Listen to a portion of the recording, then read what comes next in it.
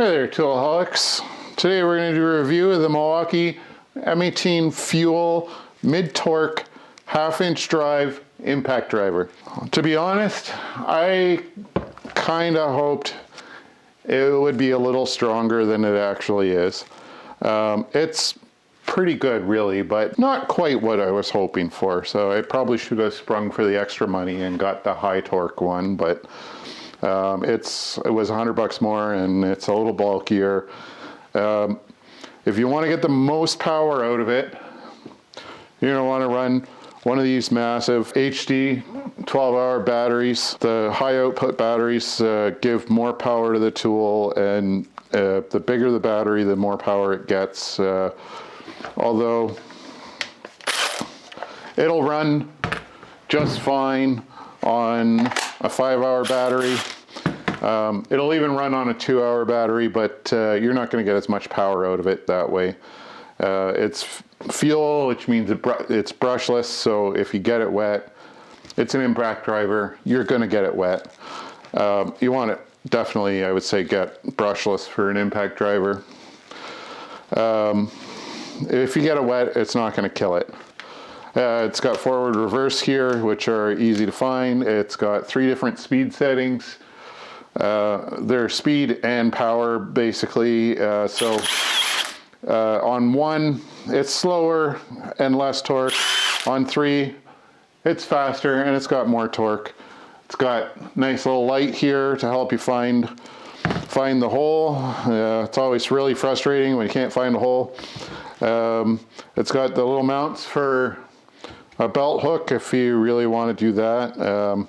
I've never really had any interest in hanging one of these on my belt. It's pretty heavy, pull your pants down. Ergonomics are pretty good. It's not super heavy, although if you put the 12-hour battery on, it gets a lot heavier. One thing that's, I'm not sure if it's a design feature or if it's just a flaw in the one that I got, but the little nub here that goes into the hole on your impact socket. It's got I don't know if you can see, let's see. It's got an edge on it, and unless you depress it, you can't remove your socket from it.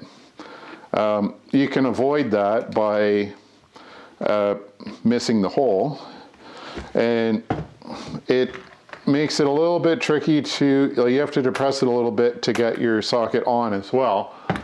On the good side of that is your socket doesn't come off on the bolt, or so you're not losing your socket, and that's kind of nice, but needing to find a nail to be able to take your socket off and change it out is a little bit irritating. It's a Milwaukee tool, so the warranties,